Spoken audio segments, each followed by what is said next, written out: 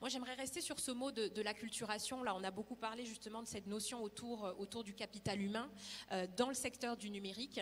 Mais il y a plusieurs acteurs aujourd'hui quand on parle de capital humain. Il y a ces jeunes, mais il y a également toutes les notions d'institutions privées et publiques. Et j'aimerais du coup me tourner vers toi, Sabine, sur cet enjeu autour de l'acculturation dont on a beaucoup parlé. Le gros challenge aujourd'hui, c'est qu'on entend tellement de choses, IA, Web3, numérique, blockchain. On ne sait plus par où commencer. On sait que c'est des mots un peu à la mode, mais concrètement, ça veut dire quoi? Et souvent, au sein de nos instances dirigeantes, ça peut un peu perdre. On peut se dire, finalement, on ne sait plus quoi faire. Donc, est-ce que tu pourrais peut-être remettre le contexte et finalement le message qu'il faut retenir concernant cet enjeu de l'acculturation? Alors, merci pour cette question.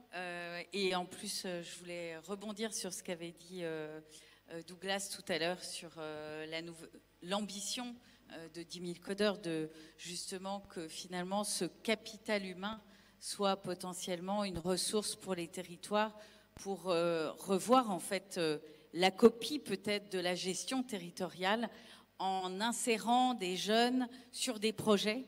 Parce que pour répondre à ta première question auquel j'ai vraiment pas répondu, la première question c'est on code mais pourquoi? Et finalement, le bridge qu'on va faire avec les territoires, c'est il y a des codeurs, mais peut-être qu'on a des besoins. Et ce bridge va pouvoir être fait à condition que les territoires soient au courant qu'on soit là. Je crois qu'ils sont au courant, ça y est. Et du coup, il va y avoir une employabilité déjà quasi directe, puisque finalement, le territoire va passer commande sur ses besoins. Et donc, on va arriver, alors peut-être à faire des liens aussi avec la diaspora béninoise qui peut potentiellement, notamment dans la télémédecine, il y a beaucoup de médecins en France béninois, peut-être que dans la télémédecine, il y a peut-être une idée qui donne 2 ou 3 heures de formation à des étudiants en médecine ou en tout cas qui soignent aussi des Béninois, puisque si on n'a pas de cadre médical dans des territoires un peu reculés, et ben finalement on n'aura pas de tissu économique. Donc c'est un peu tout ce nouveau mindset local qui va répondre à des objectifs de durabilité des territoires qui vont, au-delà de la pédagogie, créer une vraie stratégie territoriale. Alors après, pour répondre à la question que tu m'avais posée, c'est de dire que je pense, et on parlait tout à l'heure des piscines, nous aussi, en droit, on a nos piscines qui sont des sandbox regulatory. Douglas vous en a parlé un tout petit peu. Plus que jamais aujourd'hui, on est dans l'interdisciplinarité. Je vous parle des métiers du numérique et de la médecine. Oui, il y a la télémédecine. Je vous parle de l'agriculture. L'agriculture, il y a peut-être une traçabilité. Hier, on était sur la consommation locale. Mais s'il n'y a pas de traçabilité, par un registre peut-être de blockchain, c'est-à-dire un enregistrement, un enregistrement de la traçabilité du produit, s'il n'y a pas, peut-être que les outils numériques peuvent être au service finalement du local, des métiers locaux.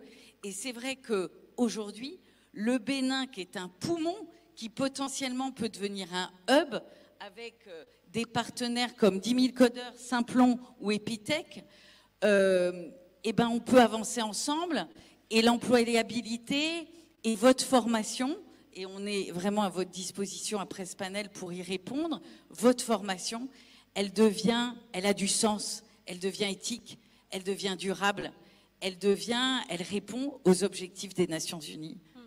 Et sur cette notion justement d'acculturation et de responsabilité, on parle des jeunes, on parle des collectivités, on parle des territoires et du gouvernement. L'idée, c'est finalement de créer des ponts parce que chacun a sa part. C'est ce que Douglas disait quand il a eu cette crise de sens il y a quelques années. Et mon idée aussi, c'est que j'ai été formée à Cambridge sur les Regulatory Sandbox. Donc, c'est des bacs à sable. On met tout le monde autour de la table et on fait émerger la loi qui va, la régulation appropriée finalement au contexte. Et la problématique aujourd'hui des solutions qui arrivent, des solutions propriétaires qui arrivent de l'externe ne comprennent pas les enjeux locaux.